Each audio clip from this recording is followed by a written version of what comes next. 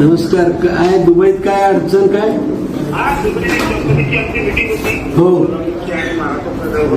हो हो. काल तुमचा मेसेज मिळाला होता.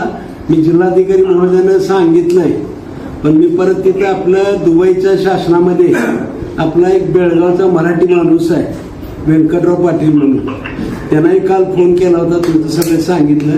त्याने म्हणले अजून इथं काय तसं घाबरण्यासारखं नाही, फक्त आहे त्या ठिकाणी राहायला सांगा, बाहेर फिरू देऊ नका जास्ती, पण आम्ही काळजी घेतोय त्याची सगळ्यांचीच, पण कुठं जाऊ नका म्हणून एवढं सांगितलंय. इथं जिल्हाधिकाऱ्याला सांगितलंय. राजदूताकडून काही निरोप असेल, काही व्यवस्था झाली तर तुम्हाला तात्काळ कळवतो ह्या नंबरवरती.